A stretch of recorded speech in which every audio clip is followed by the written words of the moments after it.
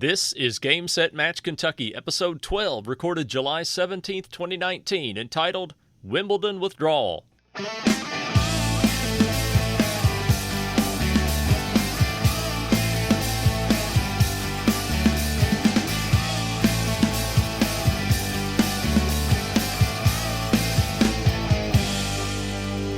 Hey everybody, it's time for episode 12 of Game Set Match Kentucky, where we talk about all things related to the Central Kentucky Tennis Series, and definitely a whole lot more that you never asked for. This is July 17th, 2019. I'm Chris Godby, the chairman and one of the founders of the CKTS, where the lines are good and sandbagging is for golf. As always, I'm here at the CKTS home office in Russell Springs, Kentucky, which is essentially my desk and a bookshelf and a printer and a couple of lamps. Back with me today from the outskirts of Bowling Green, Kentucky, is one of our tournament directors, as well as the tennis coach at South Warren High School. By day, he is the program director of a talk radio station in Bowling Green, where he hosts a morning show on Talk 104.1 FM and 9:30 a.m. Chad Young, it is great to have you back. It's great to be back, and I'm in the Bowling Green offices of the CKTS, and I can assure you my wife does not allow me to decorate quite as much as yours does.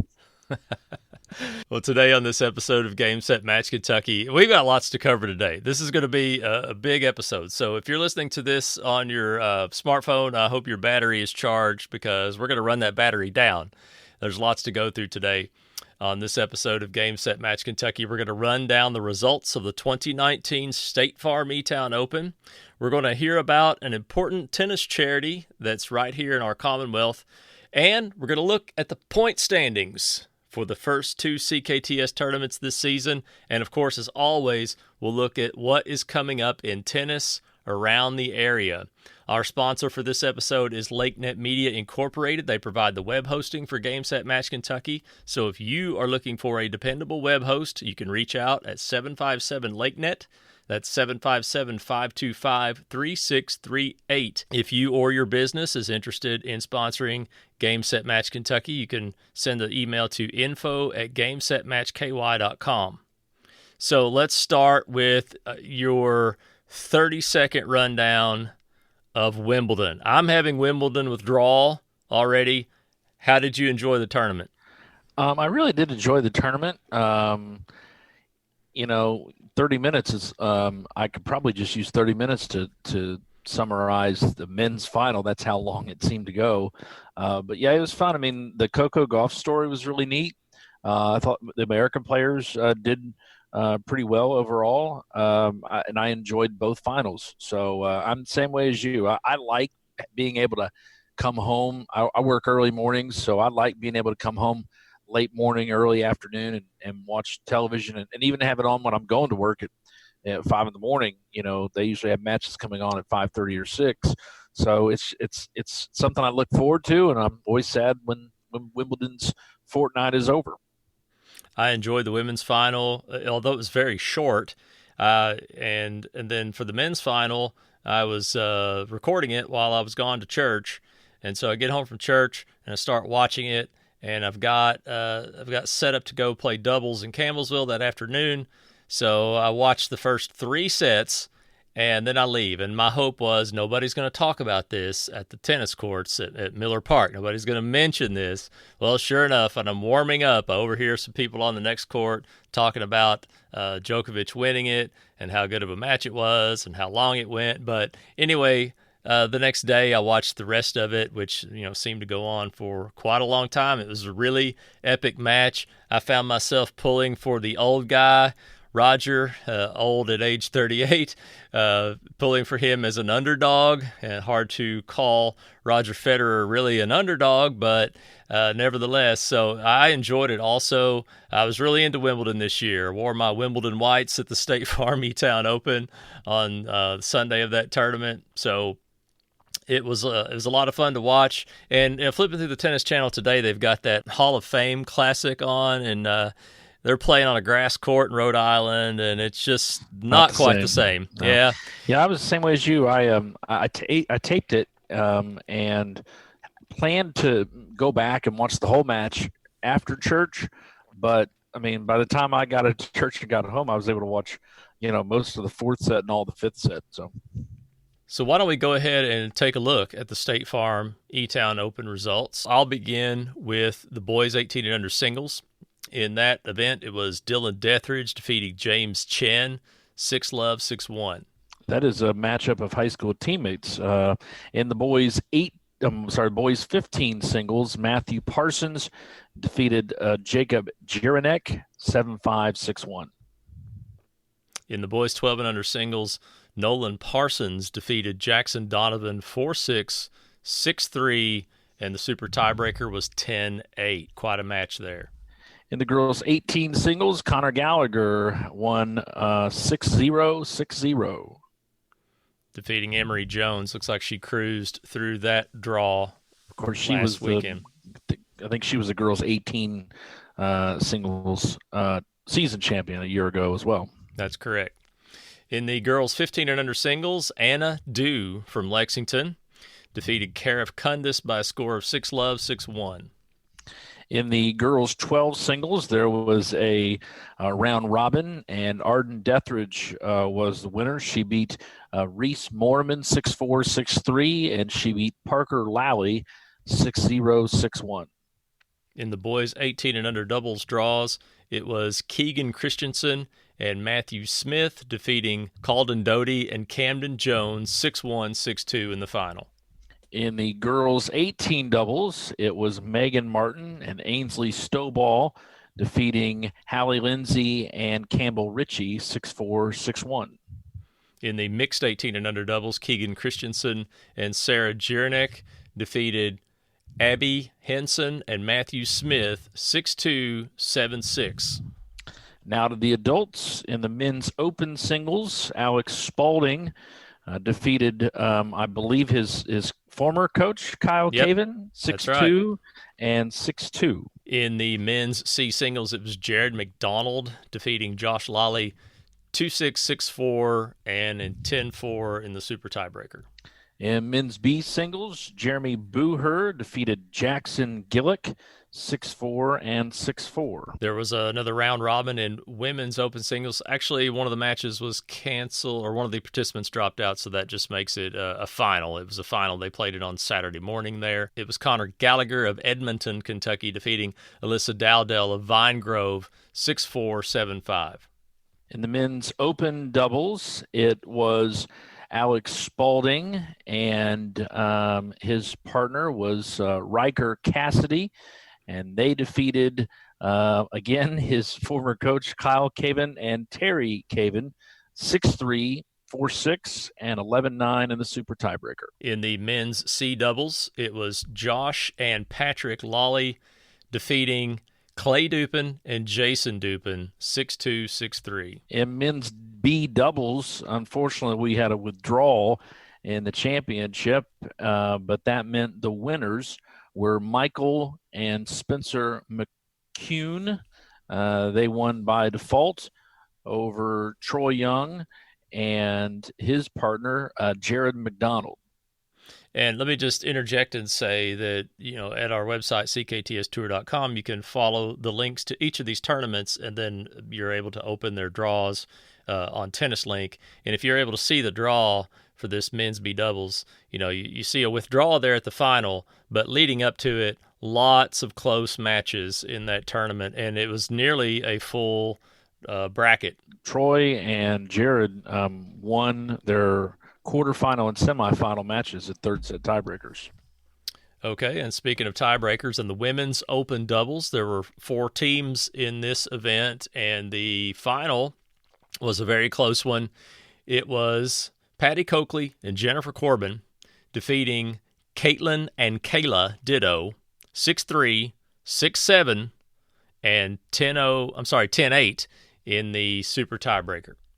In women's B doubles, it was Alyssa Dowdell and Aaron Riney winning 6-1, 6-3 in the final over Cindy and Sarah Lanham. In mixed open doubles, this one hurts. I can see.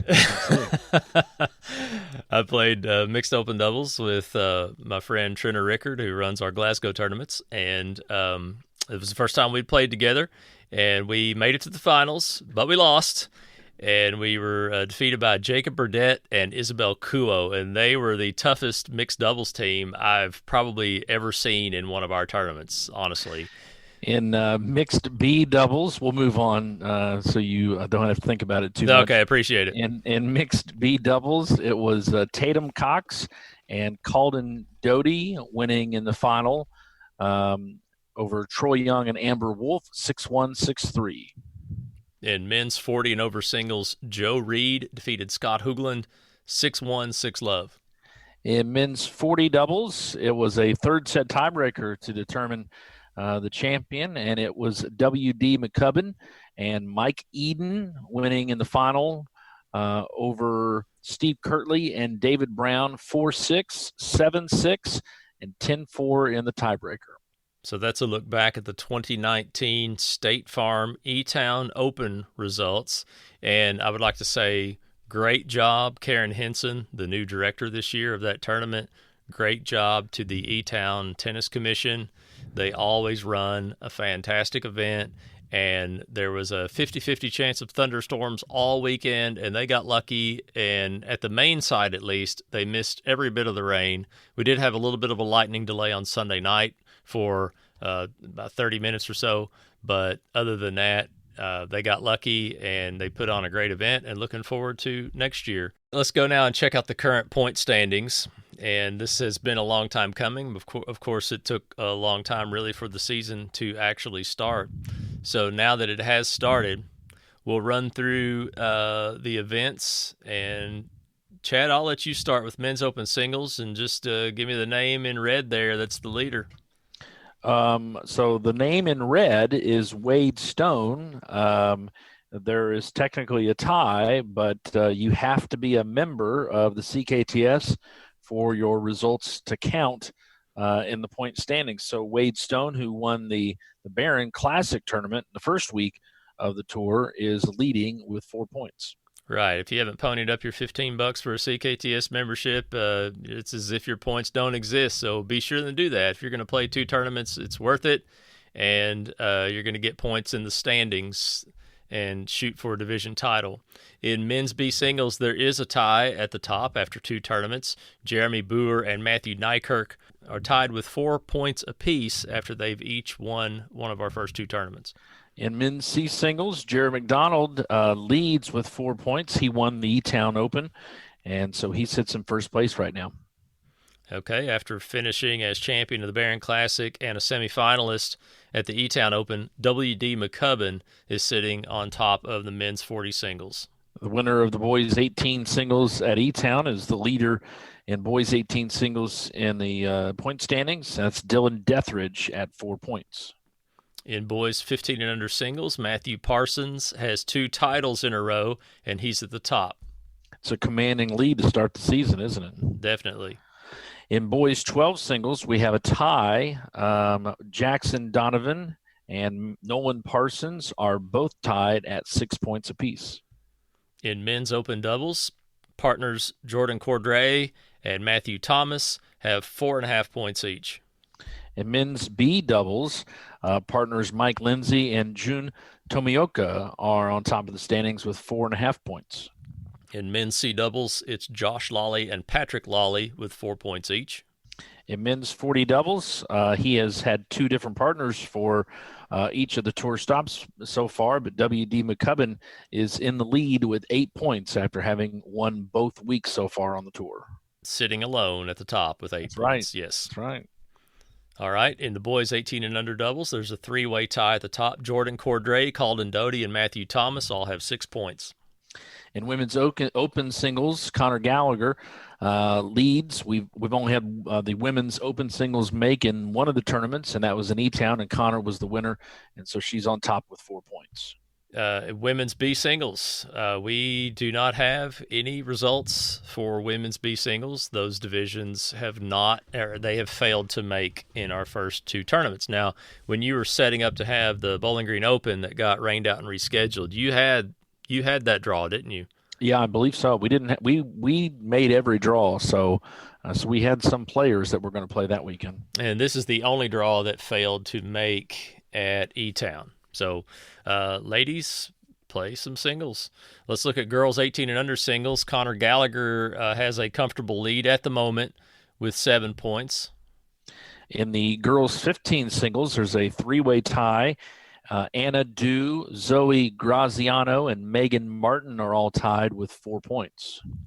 In girls 12 and under singles, Arden Dethridge is sitting on top with 4 points.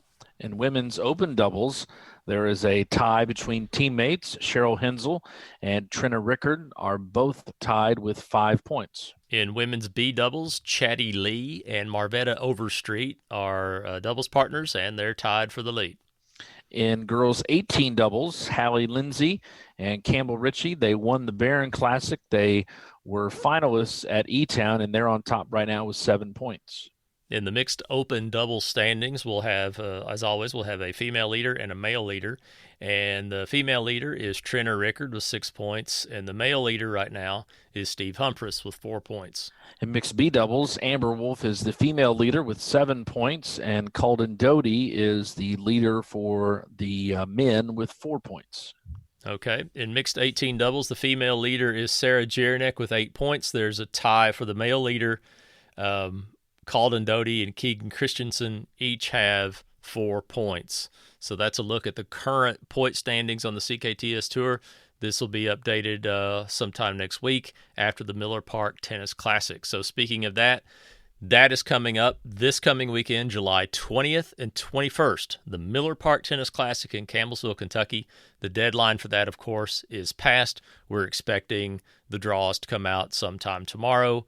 And then this coming Monday, which will be July 22nd, entries will open for the Somerset tournament, the Alton Blakely Lake Cumberland Open. This will be the 3rd annual. It'll be August 3rd and 4th. The deadline for that will be Tuesday, July 30th.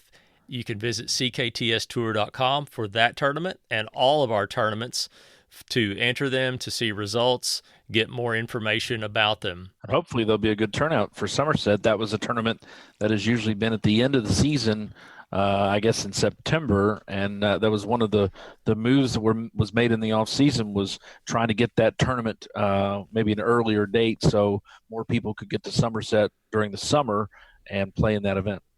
That's correct. So it's likely that several more people will play the Lake Cumberland Open since it's a little earlier than it used to be. It will be hot because it's the beginning of August, but that's just the nature of our tour. Basically, it's always hot. And, the problem may be, though, that, they have a new director this year of that tournament. And if he does a really poor, scatterbrained job, maybe there won't be that many people play that tournament next year. You know who I'm talking about, right? Are you running it? Well, when I say scatterbrain, that was your first guess, wasn't it? Yes. I am the director of the Alton Blakely Lake Cumberland Open. So I will take all of your questions, comments, and all of your hate mail before, during, and after the Alton Blakely Lake Cumberland Open. Just send them my way. So the Lake Cumberland Tennis Association puts on that tournament. Their website is lctennis.com. They're offering an adult beginner clinic called Tennis Apprentice. It'll be on Thursdays, beginning next Thursday, July 25th. It'll run on Thursdays through August 22nd. You can visit lctennis.com to find out more about that. Mountain Tennis Circuit has a couple of tennis tournaments coming up. They have the Whitley County Open in Williamsburg on July 27th and 28th. And you're going to have to help me with this one, Chad. They're having another tournament also at the same time in Pikeville. It's called the Kenny Huffman Tennis Classic. I guess if you have a fast enough car, you can make it back and forth and get all your matches in. Well, you'd really be leaning on your tournament director to make that work out, wouldn't you? Yeah, maybe they'll work that out for you. I don't know. I don't know how far it is exactly between Williamsburg and Pikeville, but I don't think it's like the quick drive between Russell Springs and Somerset, I think, or between Bowling Green and Glasgow. I think it's a little further than that, so not sure. Anyway, let's look at some other things courtesy of USTA Kentucky. All of this can be found at KentuckyTennis.com. The Kentucky Bank Tennis Championships will be July 29th through August 4th at the Boone Tennis Complex on the campus of University of Kentucky in Lexington. You can go to lexingtonchallenger.com to get all the information you need about this tournament. On Tuesday, July 30th, there will be free admission all day for those 18 and under. There'll be a lunch, meet and greet with pros and coaches, and they also consider it Kids Day for younger kids. On Friday, August 2nd, there's a USTA member appreciation party from 5 to 7 p.m. Eastern Time. So that's the Kentucky Bank Tennis Championships, July 29th through August 4th in Lexington. Have you ever been up there to watch I went last year, and that was the first time I had been in several years, but I do plan on making at least one appearance this time. What about you? I've never been, but they have a good track record in terms of players who play in that challenger event, which is just below tour level, and so you can see, especially some young Americans. You can see some young Americans play that maybe are on the rise, and you might see on the tour in the years after that. I know Allison Risk, who had a great 2 weeks in Wimbledon. She's played at the Fifth Third Championships, I know. Of course, you'll also see players who at one time or another were playing the major tournaments, and then for whatever reason they've fallen out of the rankings, they've fallen much lower. They're playing these challenger events to try to get back into the main tournament draws. So, and you go there and you watch them, and you sit courtside, and you watch the way they hit the ball and the pace they put on the ball, and you think, wow, how much better are the top level pros than this? I mean, they hit amazing. Mm-hmm. By the way, the trip from Pikeville to Williamsburg is about 2 hours and 45 minutes. I think they can figure that out. I think they can. They'll work it out.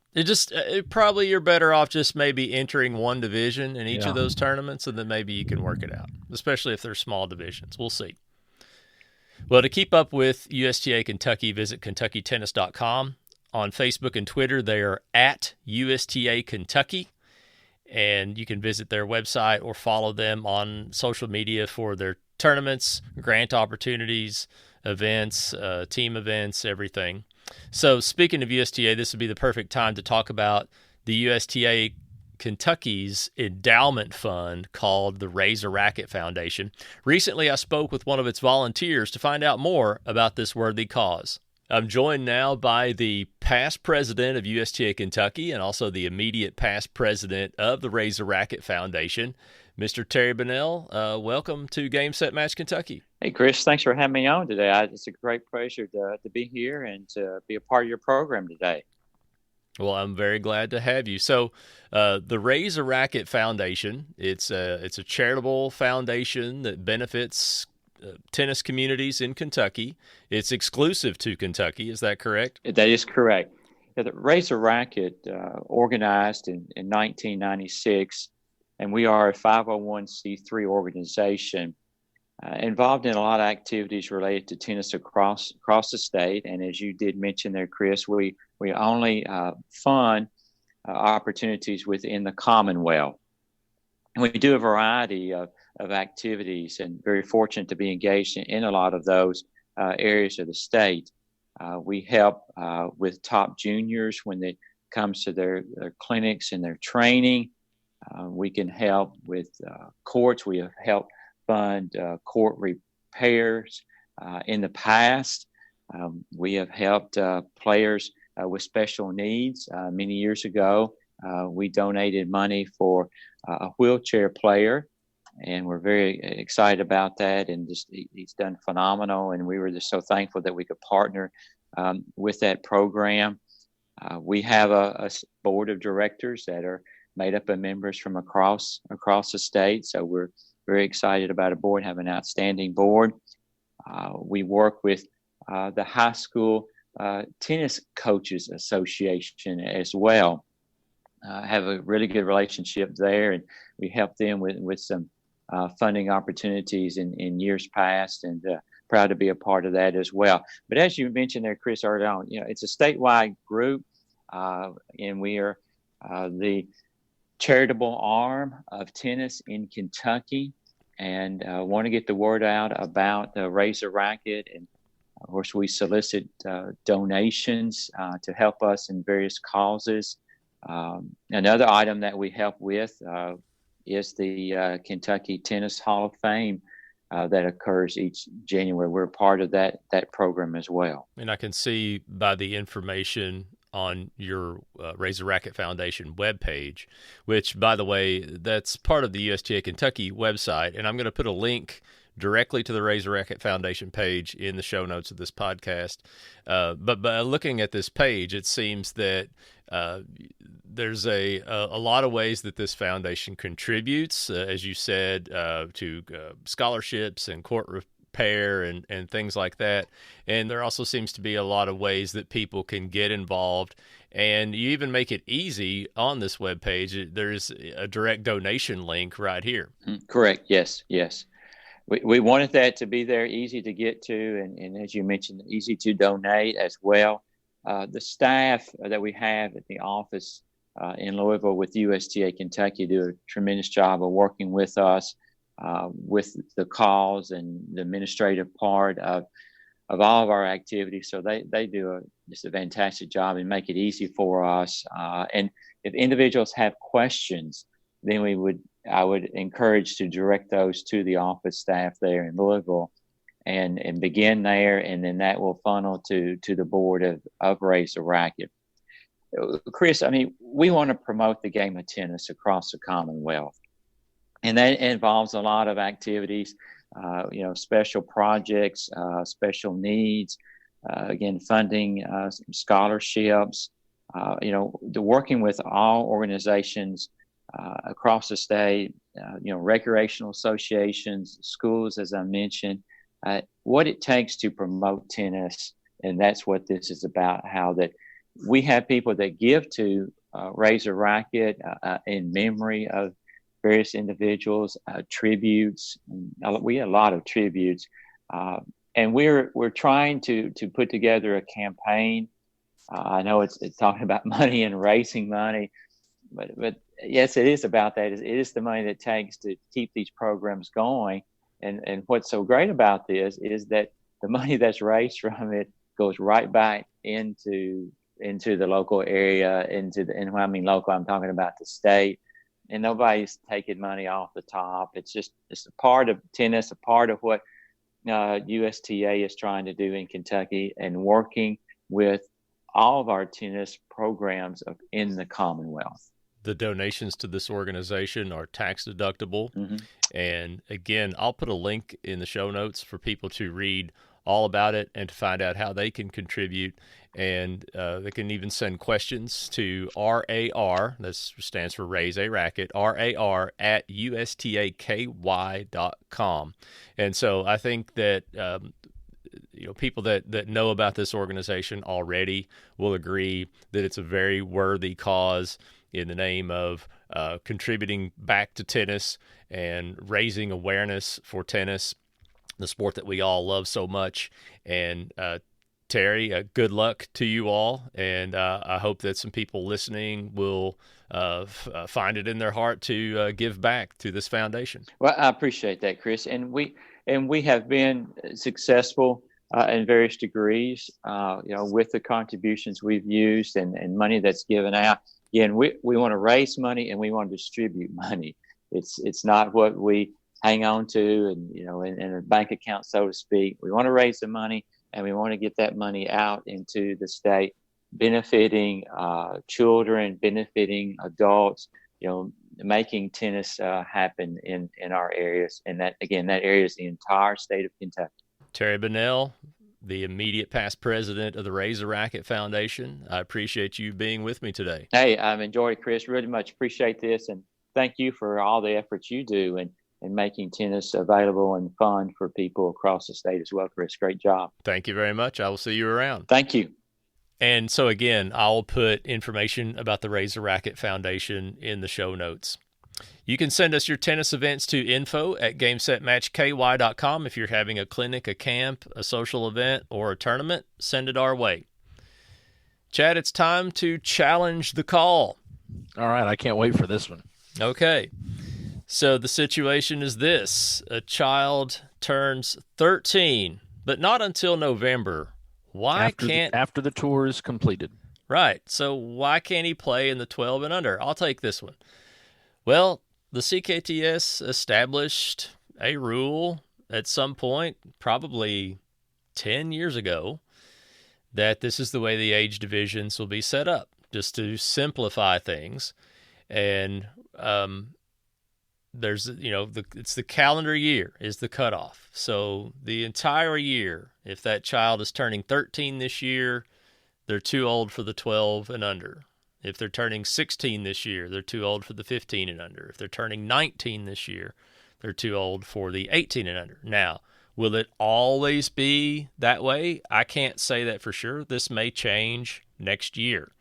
So I think when we established that policy, we were doing something similar to what the USTA was doing at that time. Now, I may be wrong about that, but that's the way it has been for several years, and it's a living organization. Just because something is one way one year doesn't mean it will always be that way. So it could change in 1, 2, or 10 years from now, but that's the policy right now. So it's up to tournament directors to double check ages as entries come in and make sure players are playing where they are supposed to be. And it's kind of flipped for adults. And really for adults right now, all we have is men's 40 and over singles, men's 40 and over doubles. And the policy there is if a 39-year-old man is going to turn 40 anytime this year, then they can play 40 and over. Okay. And so we have, that's just for men right now. We have experimented with a mixed 40 and over, I believe, in the recent past, but there were just not enough people playing it to keep it going. So these divisions change a little bit almost every year, and the age requirements may change too. So thanks for the question. To challenge the call, you can email us at challenge@gamesetmatchky.com. That's going to just about serve out this episode. I wish Federer could have just served out that game where he had 2 match points, Had the championship on his racket. And, I've been there. Have you been there? Oh, I've been there many times. And you dwell on that, but, man, you've been on the other side of it too, right? You've faced match point and fought your way out of it? Yes, that's why I always thought it was easier. I heard there was a little bit of question about whether it's better to serve first or second in a deciding set, and I've always thought it's easier to serve first. That way, you hold, and if you break, you've won the match. Yes. Whereas in his situation, he broke.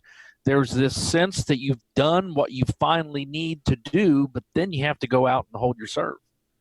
If you serve the first game of a set and you hold like you're supposed to me, there's that little bit of a psychological edge of 1-0.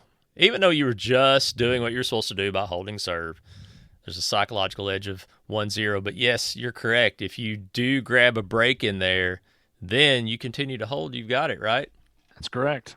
And even if you don't hold, you're still ahead on the scoreboard, and you break back and you're right back where you were. In his situation, he broke to go ahead, but then he had to hold. He had to consolidate the break.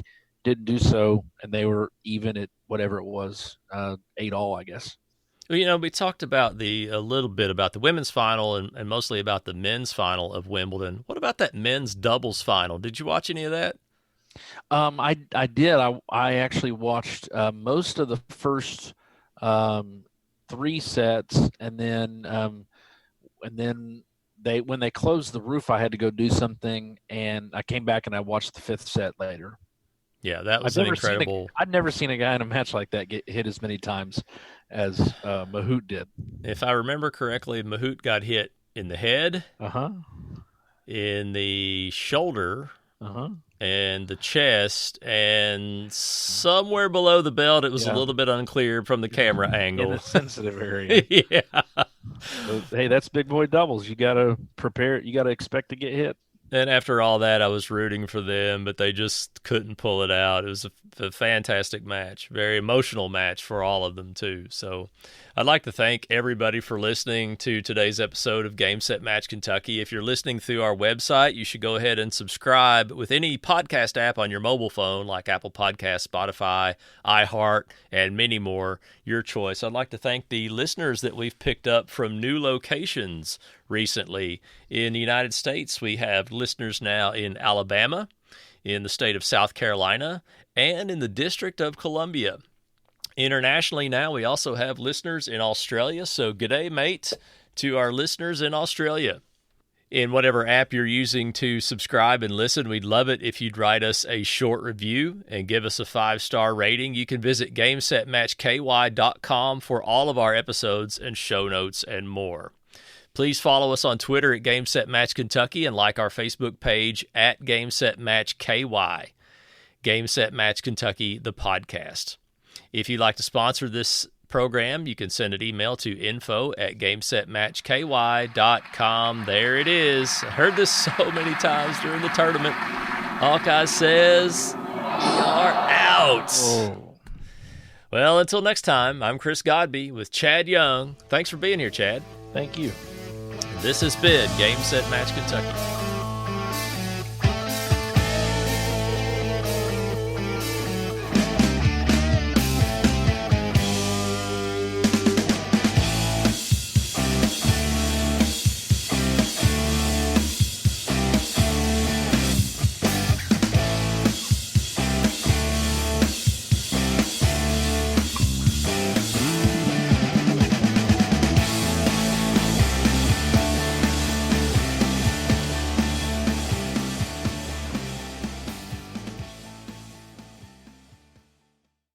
Speaking of decorating, we're in the middle of picking out flooring for a couple of bedrooms, and that is quite an adventure. Here's how it works, and she's going to kill me after she hears this. So there's what you, as the husband, pick out, and then there's what she, as the wife, picks out, and then maybe there's a few styles that you can sort of agree on in the middle, and then you compromise. And you go with what she wants. Exactly, and then you go with what she picks. Exactly. I knew that's where that was headed. But to her credit, she does have great taste, and it'll look great when when the project is finally finished. I've never gone wrong in trusting my wife's design abilities over mine.